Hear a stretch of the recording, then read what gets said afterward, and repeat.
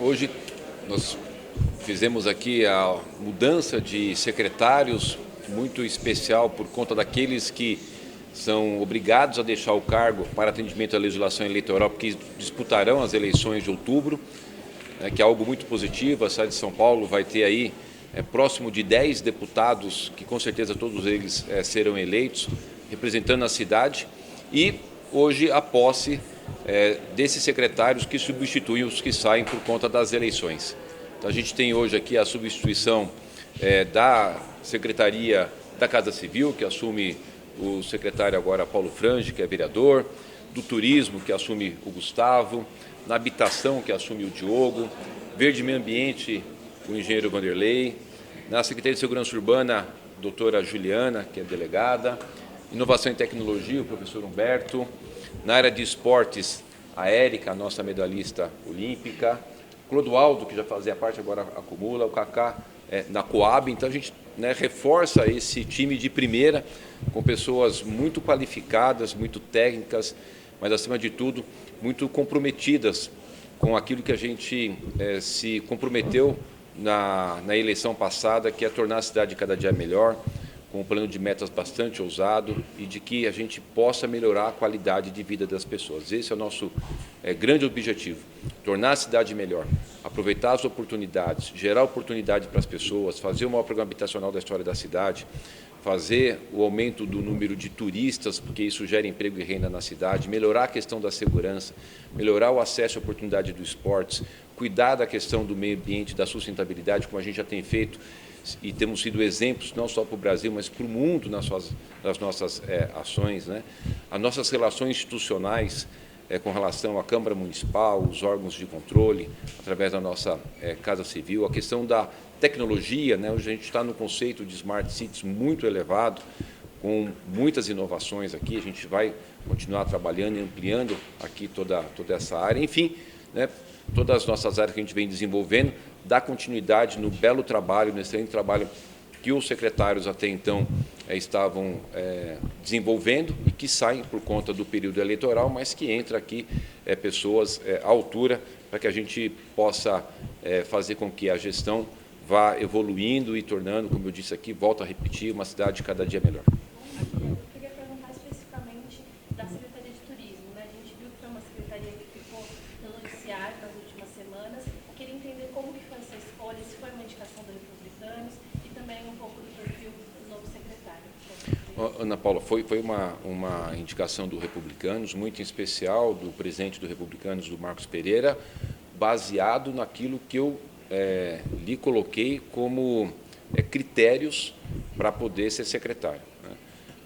Expliquei ao Marcos Pereira e ao Roberto Carneiro, presidente nacional e o presidente estadual, qual era o perfil. Alguns nomes me foram apresentados. Dos nomes apresentados, eu escolhi o nome do Gustavo, pelo histórico, ele acabou de comentar aqui com vocês, da experiência dele, obviamente, de verificação do histórico da sua vida profissional, com relação à questão de ter uma carreira inabalada do ponto de vista moral, ético, e o Gustavo, com certeza, atende perfeitamente aquilo que eu desejo para a cidade e que, não tenho dúvida nenhuma, que ele vai fazer um excelente trabalho pela bagagem que tem, pelo perfil que tem, daquilo que a gente deseja. Nós temos que ter, na Secretaria de Turismo, além das ações, obviamente, do dia a dia, de atrair, mas de falar com os setores. O Gustavo tem muito essa capacidade de dialogar com os setores da área de turismo, com o setor hoteleiro, ter uma visão ampla daquilo que é importante para a gente poder ampliar o nosso turismo. E o seu preparo, com certeza, vai fazer com que a gente possa melhorar ainda mais aquilo que a gente deseja, que é ampliar o número de turistas na cidade, não só do turismo de entretenimento, mas do turismo de negócios, turismo cultural, do turismo esportivo. A gente tem muitas possibilidades de melhorar ainda mais. Tivemos no ano passado 37 milhões de turistas na cidade de São Paulo, 2 milhões de estrangeiros. E isso, conjuntamente com as ações que a gente tem que desenvolver, obviamente, trazer as atividades de entretenimento, do automobilismo, aquilo que a gente, nas nossas pesquisas, a gente identifica que é o que a população deseja e gosta. Então, tudo que a gente faz, a gente tem sempre feito pesquisa para poder entender. E, esse ano, a nossa grande aposta, estamos dependendo do Ministério Público, de fazer o grande evento internacional aqui, porque a gente já tem, inclusive, as informações de que é um desejo da cidade, isso vai gerar emprego, isso vai gerar renda. A cidade de São Paulo é a única cidade do mundo que tem os 3 grandes eventos da FIA, a Federação Internacional do Automobilismo, a Fórmula 1, a Fórmula E, a WEC. A gente tem uma capacidade muito grande de ampliar a participação do turismo aqui na nossa cidade. Claro, mudam as pessoas, mudam também algumas características, porque cada um tem uma ideia, e de que forma que você pretende centralizar tudo isso e fazer com que o investidor se desenvolva, porque, aproveitando a pauta do turismo também, uma das principais preocupações aí de quem vem a São Paulo é poder utilizar o celular nas ruas e não conseguir por conta dos furtos, que ainda acontecem em algumas regiões, principalmente na Beira Paulista, apesar de ter segurança ali, tem 2 ruas para baixo ainda acontecendo furtos. Então, de que forma que vai melhorar essa questão da cidade? Tarso, a cidade de São Paulo hoje ela é uma das cidades mais seguras do Brasil, né? A gente tem todos os índices de roubo, de furto, de homicídios, todos em queda. O trabalho que a gente vem desenvolvendo na área de segurança é fundamental e para o turismo também, né? O turismo, como a vinda de empresas para cá, nós tivemos nos últimos 5 anos que eu estou à frente da Prefeitura de São Paulo, 92 mil empresas saíram de outros estados e outros municípios e mudaram-se para a cidade de São Paulo. Então, isso tem demonstrado, obviamente, a questão da segurança, somado a outras questões, né, combate à corrupção, desburocratização, um ambiente seguro para poder fazer o seu investimento. E as pastas e os temas, eles se convergem, né? Você falou muito bem, né? Como é que a gente atrai turistas sem segurança? Então, a gente dando um foco muito grande na segurança, com a doutora Juliana, no uso da tecnologia, no investimento que a Prefeitura faz. Nós pagamos hoje 2.400 policiais militares por dia, todos os dias, para ampliar a presença deles nas ruas da cidade de São Paulo. Nós investimos R$1 milhão por dia, só com o pagamento de 2.400 policiais militares. A PM tem quase que esse efetivo, a gente quase que dobra o efetivo da PM na cidade.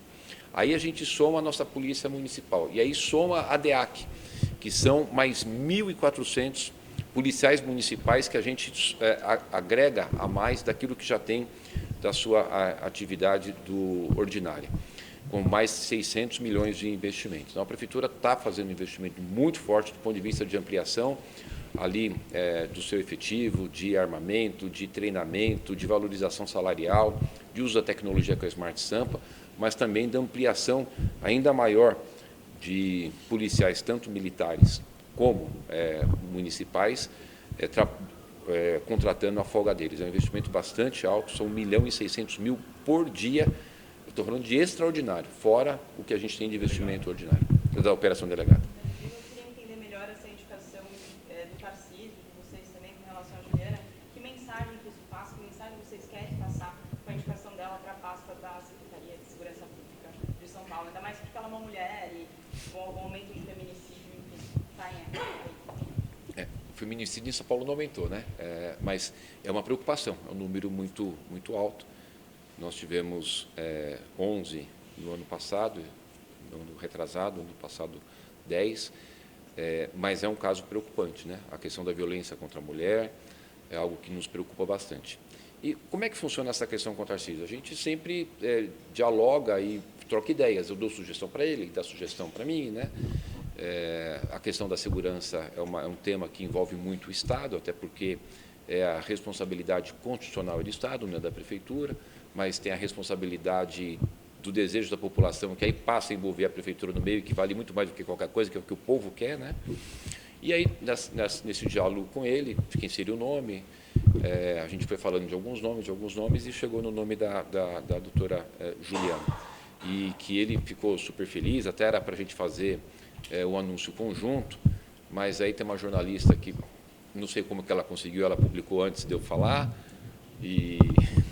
Quem foi você? Não foi você, foi a Beatriz. Foi a Beatriz, mas a ideia era que eu e o Tarcísio fizessem, inclusive, um vídeo com a Juliana para falar, mas vocês estão muito, muito rápidos, muito eficientes e soltaram antes a informação. Mas foi uma decisão conjunta entre eu e ele, e está dentro daqueles pontos estratégicos que eu cheguei a comentar ali.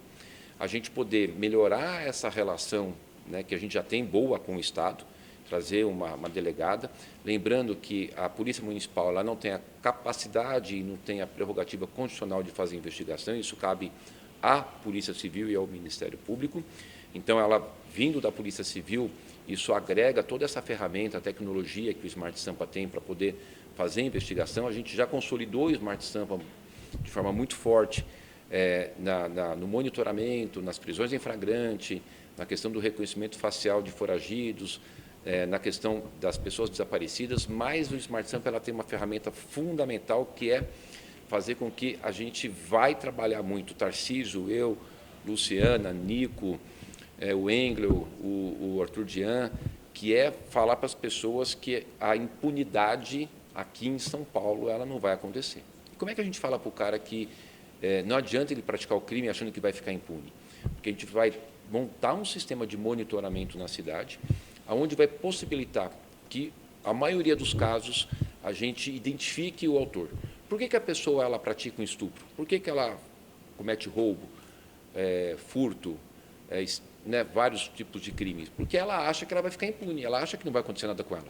Se ela tiver certeza de que ela vai ser pega, ela vai, obviamente, evitar de praticar o crime. Então, o nosso grande desafio agora é falar o seguinte: não pratique crime em São Paulo, porque você não vai ficar impune.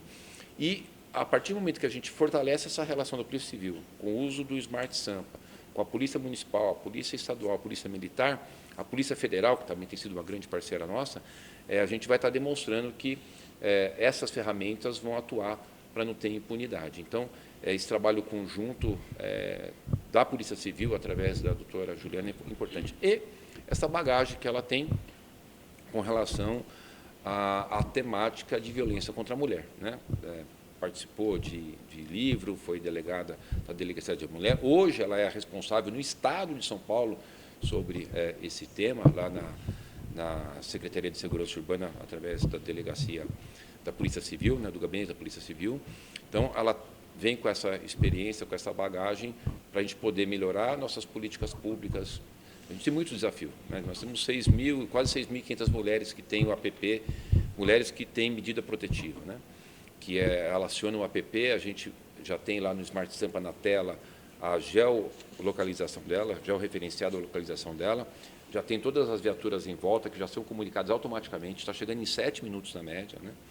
Mas a gente precisa avançar, a gente tem um problema muito sério, a Bruna tem trazido muito esse tema, da dificuldade de fazer a notificação a agressores, né? Se dá como citado, é o termo correto juridicamente, eles não se dão como citado, então você não consegue iniciar o processo da proteção da medida protetiva. Então, a gente vai ter que agora trabalhar com o Ministério Público e o Tribunal de Justiça para a gente melhorar isso. A ideia é pegar o rosto das pessoas que praticaram esse crime de violência doméstica e, mesmo que eles não sejam procurados, mas para a gente poder fazer ali a notificação dele, que ele seja citado. Tem um problema aí, porque só pode ser feito isso por um oficial de justiça, né, que você vê o nível do absurdo, a gente trava na burocracia, né? E bom que vocês da imprensa estão trazendo esse tema, estão falando, não é possível que a burocracia vai travar uma ação de que a gente possa colocar a cara desses caras, a Polícia Municipal vá lá, vê onde ele está, e o meu policial municipal já falou o seguinte: olha aqui, ô João, Manuel, Pedro, você está citado. Então, a partir daqui, o processo começa a fluir, não ficar lá parado, podendo até prescrever.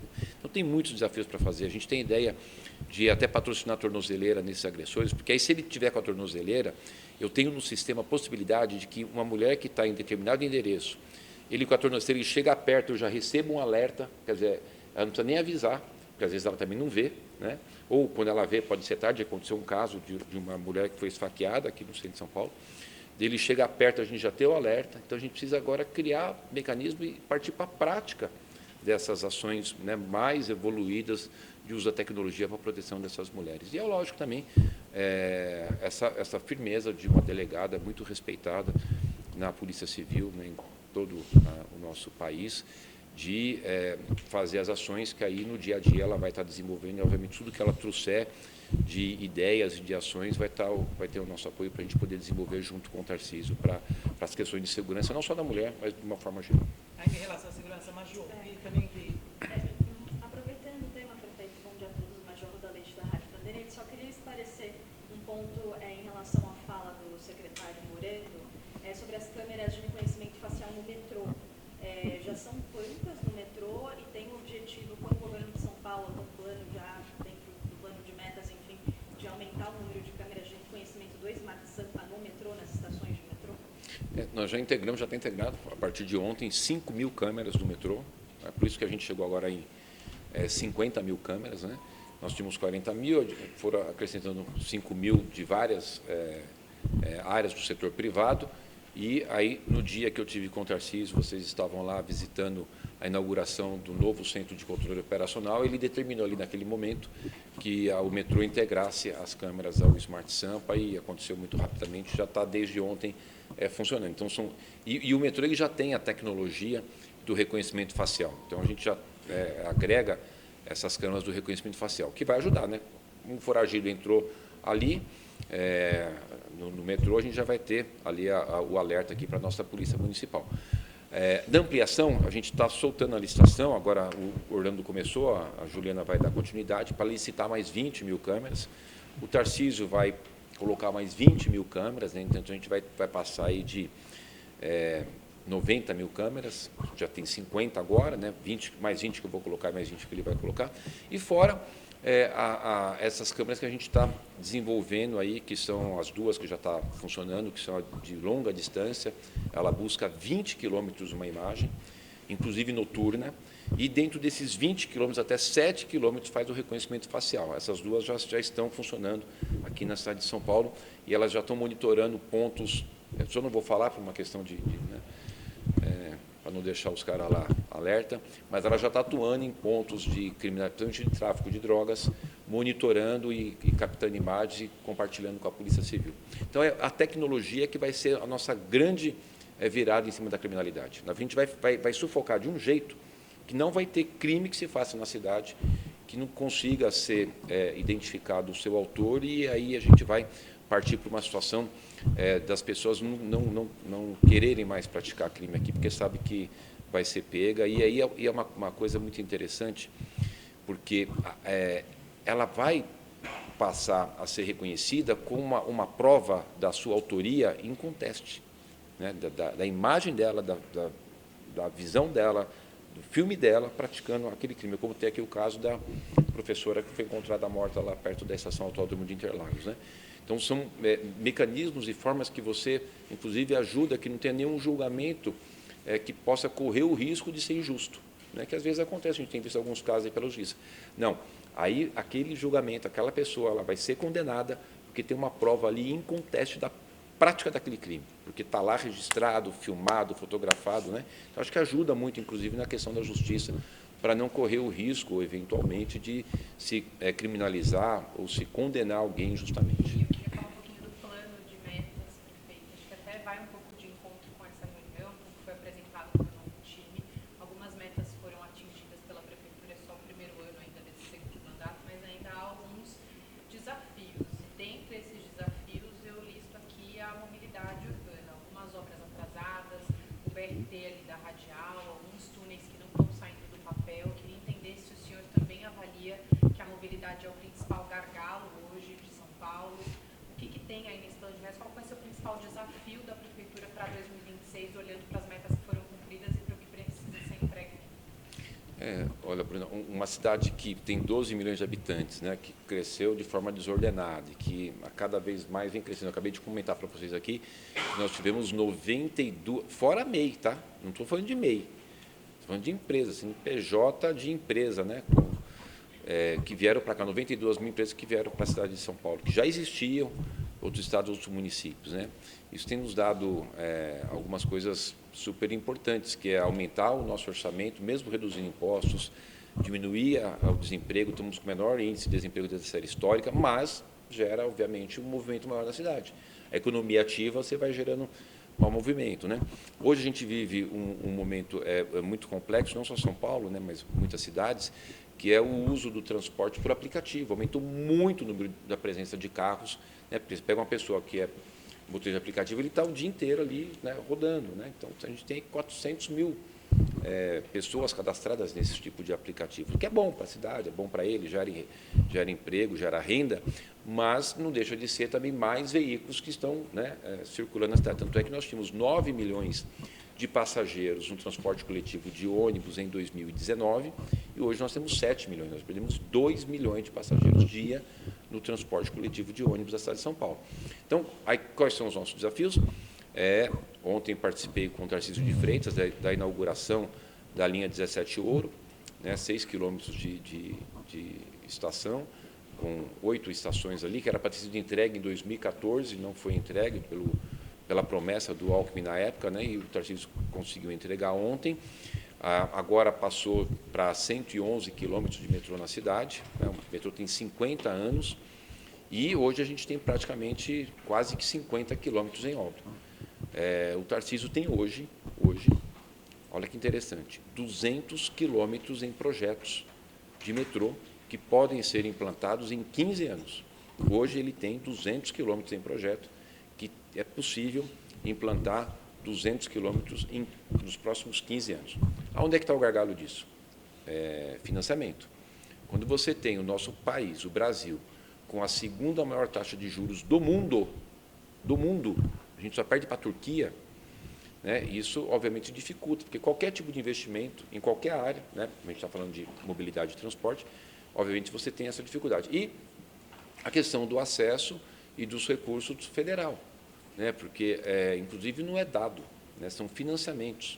O que a gente pede só é que tenha a liberação desses financiamentos, como fizeram para o metrô da Venezuela, né? Por que financiaram o metrô da Venezuela se a gente poderia ter financiado a expansão da linha do metrô aqui na cidade de São Paulo e nas outras grandes cidades, nas outras grandes metrópoles do nosso país? Então, acho que é a forma da política pública desse contexto. Com relação à meta, pelo que a gente viu, lógico que sempre você vai ter alguma situação que às vezes foge ali da tua alçada, que é a paralisação pelo órgão de controle, né?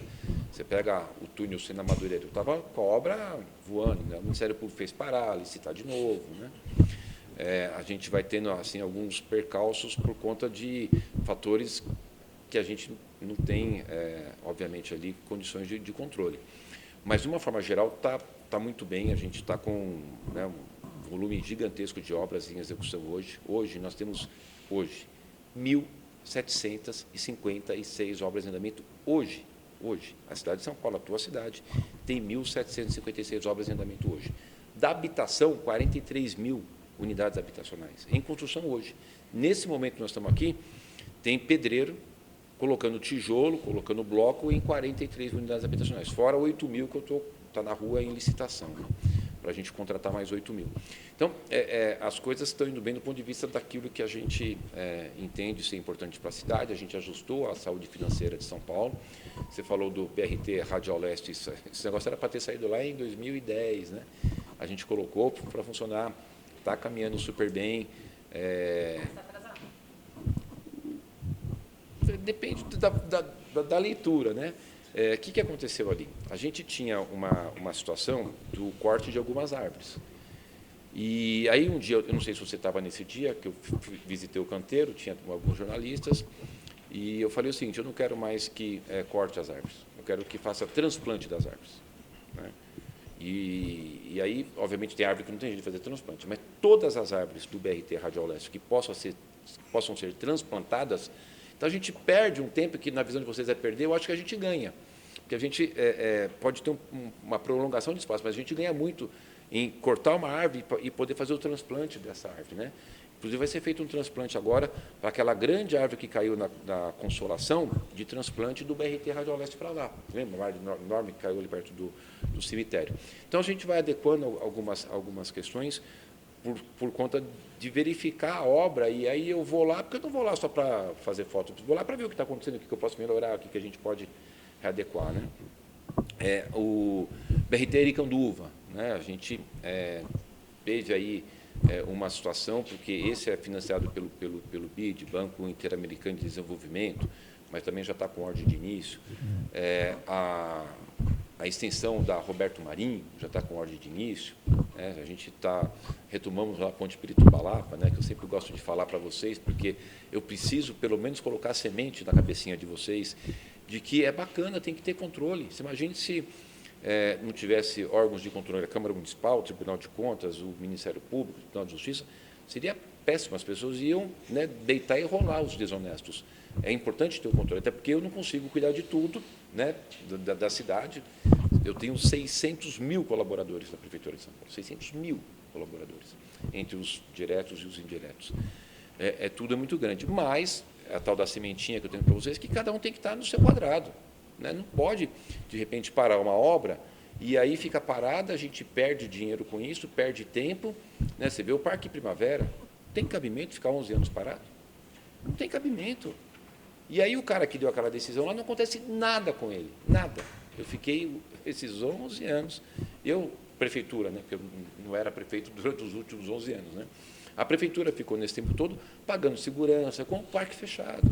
A ponte Pirituba-Lapa tem cabimento ter ficado 2 anos parado, e quando reabriu, quando retomou a obra, o que mudou da hora que o cara parou para a hora que liberou? Nada.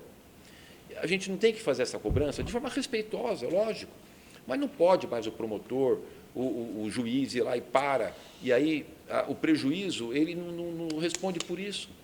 Pode, mas ele não pode ser desse jeito. É dinheiro público jogado no ralo, é serviço público deixado de ser prestado para as pessoas, né, por conta de que alguém pega um papel, uma caneta, não tem pressão popular, não tem voto, não precisa pedir voto, não tem compromisso com ninguém, não responde para a imprensa, não responde para o executivo, não responde para a população. A gente precisa discutir isso de forma respeitosa, volta a falar, mas não pode ser desse jeito.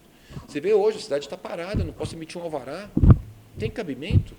Não é a discussão sobre o mérito, a discussão sobre a forma. Quer dizer, como é que um promotor vai dizer assim, não teve participação popular? Ele não teve um voto. Ele quer discutir o voto de 40 vereadores que votaram a favor, em 2 turnos, né, de um prefeito que foi eleito. Não dá para... 38 audiências públicas. Todas as vezes o Ministério Público convidado a participar, não participou de nenhuma. Você imagina se eu te convido 38 vezes para você participar de uma reunião, você não participa de nenhuma, aí depois você vai querer me cobrar, se você não participou, né, e dizer que não teve participação, não tem cabimento isso. Então, a questão do plano de metas, voltando para a tua pergunta original, depende de uma série de questões, mas também depende de uma certa celeridade do ponto de vista dos financiamentos, né? Você pega o BNDES, por exemplo, a gente financiou parte dos ônibus elétricos do BNDES. Eu tenho que pôr adesivo lá. Tem que vir alguém do BNDES e falar, não, o governo federal está ajudando o quê? Dinheiro emprestado. Imagina você vai lá, compra um carro financiado pelo Bradesco, um Fusquinha. Aí o Bradesco fala assim, eu estou te financiando, vou te cobrar os juros, você tem que pagar, você vai pôr um adesivo no Fusquinha, financiado pelo Bradesco. Aí você sai lá com o seu Fusquinha, com um adesivo lá, o Bradesco financiou. Sei lá, não dá, né? Queria falar sobre a CPI da HIS. Semana passada a Prefeitura enviou os dados para sobre as habitações de uso social. Os vereadores reclamaram que os dados estavam incompletos. E a questão das plataformas, as plataformas ainda falam que elas não foram comunicadas, notificadas sobre cada anúncio, né? A Prefeitura, primeiro, ela vai fazer isso, ela vai notificar as plataformas. Olha, esse anúncio aqui está irregular, isso é uma HIS. A Prefeitura tem pessoal para fazer isso? Tem capacidade de fazer essa fiscalização um a um e comunicar as plataformas? Nós estamos falando de 300 mil unidades habitacionais, 300 mil unidades habitacionais. Eu fico triste de ver a plataforma ficar falando uma coisa dessa, porque era muito simples ela falar o seguinte, olha, o João está colocando um apartamento lá para alugar e ele pode me declarar aqui que não é HIS, que eu posso alugar para quem não está dentro da faixa de renda. Então, eles ficam, na verdade, criando, e vocês caem nisso, isso que é engraçado, que vocês caem nessa história, porque qual que é a dificuldade que ele tem de falar para o proprietário que vai fazer o anúncio dele poder declarar que está dentro dos critérios, né? Como é que a gente vai pegar 300 mil unidades e fiscalizar? Eu vou mentir para vocês? 300 mil apartamento? Sim. É? A Prefeitura está dando incentivo, ela está perdendo dinheiro, né? Não, veja bem. Quando a gente dá um incentivo, é dentro de um contexto de uma política pública que a gente desenvolveu. Aquela classe ela possa ter acesso àquela habitação. E o que é incentivar o privado a construir para baixa renda? É construir apartamentos com parcelas que caiba dentro daquela sua renda familiar. Então, a gente vai melhorando a questão do déficit habitacional. Agora, o que a gente faz para incentivar? Não deixa, não cobra algumas coisas, não cobra outorga, né, faz algumas isenções para fazer esse incentivo fiscal, e o empreendedor ele assina uma declaração falando o seguinte, olha, eu vou fazer uso desse benefício, mas eu me comprometo a comercializar esses imóveis para quem é de baixa renda, né? HIS 1 para quem ganha até 3 salários mínimos, HIS 2 para quem ganha até 6 salários mínimos, né? Aquilo tudo que a gente já sabe, mas é bom sempre reforçar, porque às vezes o ouvinte, o telespectador não sabe. Se ele se comprometeu, escreveu um documento e não cumpriu, a culpa é da prefeitura? Não é, a culpa é dele, ele tem que pagar por isso. Aí ele vai ser fiscalizado, multado e, eventualmente, ter alguma denúncia por parte do Ministério Público, né? Então, a gente fez o nosso papel. Você já pensou, eu não vou fazer nada porque senão alguém vai burlar. Aí a gente não faz política habitacional? Não tem. É que nem às vezes eu vejo assim na televisão, vocês ficam colocando, tem um monte de lixo aqui. Ontem eu estava vindo lá de Guanás e vi um monte de lixo lá na rua. Aí vocês da empresa falam, a prefeitura, foi a prefeitura que jogou o lixo lá? Não é a pessoa. A gente tem que falar assim, pessoal, vocês jogaram o lixo na rua, vocês estão errados, é falta de civilidade. Então, dizer para você assim que a prefeitura vai ter fiscal para ir em 300 mil unidades habitacionais, a gente não tem, a gente não pode trabalhar desse jeito. A gente precisa confiar de que as pessoas elas vão ter honestidade naquilo que ela firmou de compromisso com a municipalidade. Chegando na denúncia, obviamente, a gente vai fazer. O que a gente foi fazendo? A gente pediu para que os cartórios, porque todos os registros passam nos cartórios, né? E que o oficial, porque ele está ali, ele tem uma delegação do serviço público. Cada processo daquele passa lá, para ele poder checar se aquela pessoa que está comprando um apartamento ela está dentro da faixa de renda. O que a Corregedoria do Tribunal de Justiça fez? Não. Ele não vai fazer isso. Se tiver uma suspeita, ele comunica. O que o cartório faz? Tendo qualquer tipo de coisa, ele manda para cá. Aí vem aquele mundo de informação que não é informação precisa, não é uma informação que a gente possa trazer um resultado prático, porque se ela fosse mais fidedigna, a gente poderia ter mais assertividade na fiscalização e na punição. Mas o que eu tenho certeza que vai acontecer? A multa tem sido pesada de milhões de reais. Então, as pessoas vão falar, poxa, espera um pouquinho, esse negócio não dá certo, eu vou fazer errado, né? E tem uma coisa importante também, Inara, que é o seguinte, de 300 mil unidades, a gente deve ter aí, não saberia te dizer o número exato, mas não deve passar de 10% dos casos que tem alguma suspeita de... Menos de 10%. Menos de 10%. Então, se a gente tem 300 mil unidades, nós tivemos 30, no máximo 30 mil que tem alguma suspeita, né? Quer dizer que nós temos 270 mil unidades que a política pública deu certo, né? Então, a gente precisa entender que, às vezes, a gente corre algum risco, mas a gente precisa fazer, a gente nunca pode ser criticado por omissão, mas, tanto do ponto de vista de fazer a política pública, como do ponto de vista de apurar as denúncias e punir quem eventualmente cometeu alguma ilegalidade, né? Mas imaginemos, no universo de 300 mil unidades, 270 mil foram direcionadas para pessoas que talvez nunca teriam acesso a uma habitação por conta do comprometimento de parte da sua renda familiar. 22 mil? 22 mil, não chega a 10% mesmo. Então, se a gente teve 22 mil notificações, o que eu tenho visto agora, e vocês vão perceber, estão andando pela cidade, agora tem uma placona grande lá, né? Tudo enquanto é empreendimento. Prefeitura de São Paulo, HIS e tal. Então, o trabalho de vocês, da imprensa, também é super importante para poder ir divulgando isso, as pessoas poderem também se conscientizando. E na fiscalização, obviamente, se chegar bem, a gente vai lá fiscalizar. Mas, do resumo dessa ópera toda, é de que a política pública foi acertada. Se você tem 270 mil unidades que cumpriram o seu objetivo e 30 mil que, eventualmente, ali não cumpriram, né? O ideal era ter zero, não vai escrever lá. Ricardo não concorda com essas leads de vocês aí. Eu não concordo, tá? Mas se a gente fizer aqui uma análise, concorda? De 300, 270, 330 não deu, a gente, né, teve mais sucesso do que, eventualmente, pessoas que tiveram um desvio de finalidade. O senhor acha que falta ainda um pulso firme dessas empresas, do Airbnb, do Booking, por exemplo, para ajudar nessa fiscalização também? Eu acho que falta, assim, eles trazerem para si também a corresponsabilidade, né? O que a Inara estava perguntando? Que eles querem o registro. A gente manda o registro de um por um, não sei o quê. Mas eles podem fazer isso quando vai fazer o anúncio. Eles podem fazer isso. Não tem nenhum problema deles pedirem para quem vai fazer o anúncio que seja um anúncio fidedigno com aquilo que eles estão anunciando. Tem como automatizar? Sei lá, tem uma HIS, a prefeitura manda para essas plataformas, olha, essa unidade é HIS, então não pode... não tem uma forma de deixar isso automatizado? eu falar para eles não anunciarem? Por que vocês põem tudo em cima da prefeitura? Por que a gente por que a gente não trabalha no conceito de uma civilidade mais avançada, não tão primitiva, de dizer o seguinte, todo mundo tem responsabilidade das suas ações. Por que o nosso pensamento é sempre um pensamento primitivo? Por que não pode ter um pensamento... Hã? Mas a gente deu o dado, nós fornecemos os dados. Eles estão falhando ainda um pouco.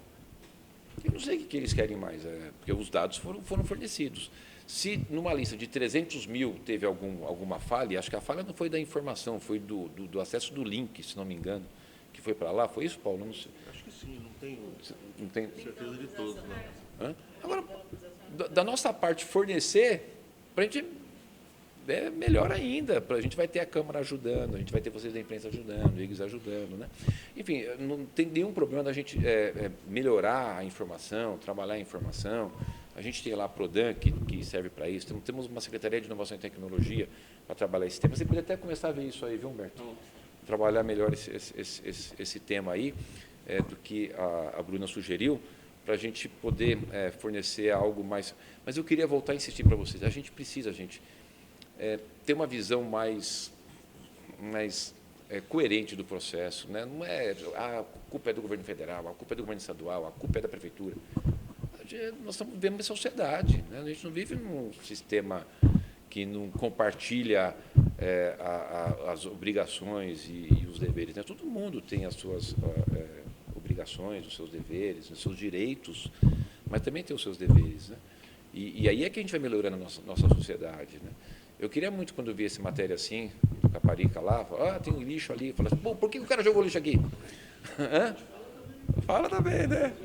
É porque a gente vai melhorando a questão de conscientizar as pessoas. Né? Porque o cara vai lá e joga. Cara, ontem eu fui lá para agora e fiquei assustado. Deve ter alguma promoção de colchão. Porque é muito colchão. Mas tem informação errada também. Ontem eu precisei de um serviço para deixar uma máquina. Liguei no 56 e falaram que recebi o ecoponto. Cheguei lá, não recebi. Máquina de quê? Lavar, queimou. Máquina de lá? Falou, recebe. E chegou lá e não recebia? Não recebi. Paguei o transporte, tive que pagar o transporte para levar. Tem gente que abandona. Exatamente. Aí nesse processo, que a pessoa está saindo hoje na frente, deixa no lugar. Eu não sei se recebe, não. Mas a gente tem, por exemplo, mas deve receber, deve ter alguma coisa errada. A gente tem um catabagulho que passa uma vez por mês em todas as ruas da cidade. O cara não paga nada, um centavo. Nós não temos taxa de lixo em São Paulo. Ele põe o lixo dele, nós temos 12 mil toneladas de lixo por dia coletadas em São Paulo. Se você somar o lixo além do lixo domiciliar, o lixo de resíduos da construção civil, o lixo hospitalar, vai para quase 18 mil toneladas dia. A gente tem praticamente mais de 1 quilo por habitante dia na cidade de São Paulo. Né? E o índice de material reciclado é muito pequeno. Hoje a gente tem na cidade inteira, passa uma vez por semana, para a coleta do material reciclável. Tem uma vez por mês o catabagulho que cata tudo quanto é bagulho, colchão, cata tudo. Não tem justificativa para o cara jogar na rua, não tem. Não tem, por isso que o Smart Sampa vai mudando. Você jogou o lixo na rua, né? Você está com sentimento de culpa. No Japão, o pessoal guarda o lixinho. Cara, eu fui no Japão, os caras falavam que não tinha lixeira, é verdade, que não tem uma lixeira no Japão e não tem um lixo na rua. Agora veja bem, se o cara não joga o lixo na rua, né? Olha que coisa bacana, civilidade. Se a pessoa não pega lá uma isenção ou um benefício, não isenção, um benefício fiscal para poder comercializar para a classe mais pobre e cumprisse isso, era bacana, né? A gente vai criando um conceito, e vocês da imprensa também tem um pouco disso, né? Tudo quer jogar a culpa do coisa, a gente precisa melhorar esse ambiente. Não que a gente não tenha responsabilidade, obviamente, não estou falando isso, né? Mas talvez a forma de abordagem possa melhorar para as pessoas se conscientizarem. Não tem cabimento, o cara sai carregando um colchão. Eu vi 5 colchão ontem, cara. Não, te juro por Deus, 5 colchão. Eu falei, deve ter alguma loja aqui vendendo colchão barato, porque aí o cara pega o colchão e... Hein? Sabe? Não é verdade?